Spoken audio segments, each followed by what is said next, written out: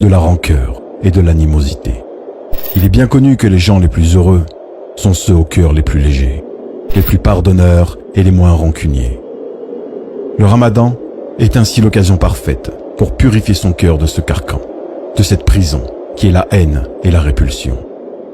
L'imam Ibn Taymiyyah, qu'Allah lui fasse miséricorde, disait qu'il n'était possible de goûter au paradis céleste tant que le paradis terrestre n'était pas atteint. Ibn al-Qayyim, quant à lui, affirmait que l'état des gens dans l'au-delà est identique à l'état de leur cœur ici-bas. S'ils sont étroits, renfrognés et fermés, alors il en sera de même dans l'au-delà. Dans de nombreux hadiths, le prophète sallallahu alayhi wa sallam exhorte et incite les croyants à pardonner.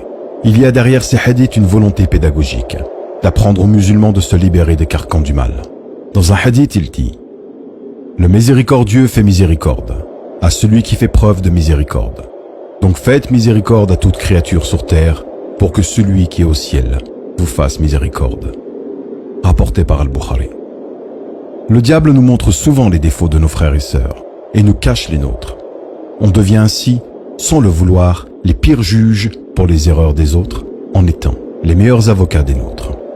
L'islam nous enseigne l'inverse. Dans un autre hadith, le prophète sallallahu alayhi wa sallam dit: celui qui ne tient pas compte des erreurs d'un musulman, Allah ne tiendra pas compte de ses erreurs. Rapporté par Abu Daoud. Qui parmi nous n'aimerait pas avoir ses péchés pardonnés le jour dernier? Qui n'aimerait pas qu'Allah ne tienne pas compte de ses péchés et erreurs? Un pieux prédécesseur disait, dans une grande sagesse, que le mal que lui infligeaient les autres était pour lui un signe d'Allah que son comportement s'est égaré et qu'il a certainement commis un péché pour ceci. Subhanallah. Quand on lui faisait du mal, il ne se plaignait pas en remettant la faute sur l'autre, mais il estimait que ceci provenait sûrement d'un de ses péchés passés.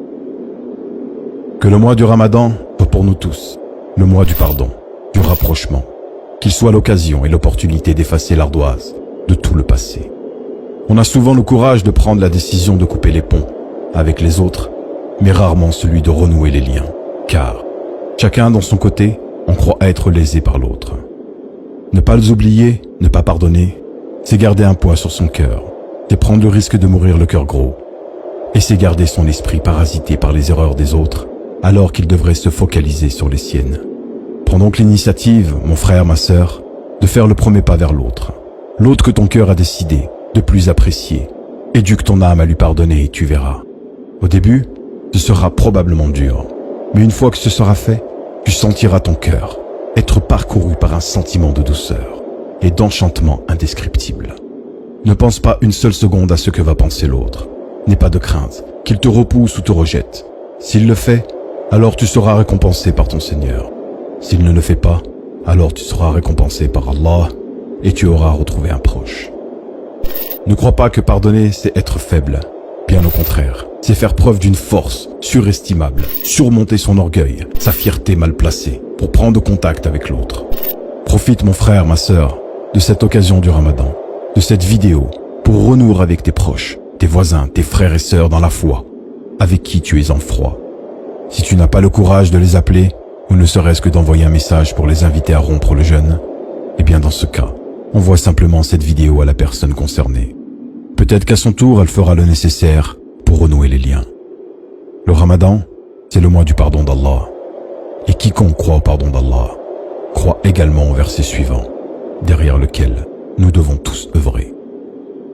ولا يأتل أولو الفضل منكم والسعة أن يؤتوا أولي القربى والمساكين والمهاجرين في سبيل الله وليعفوا وليصفحوا ألا تحبون أن يغفر الله لكم والله غفور رحيم.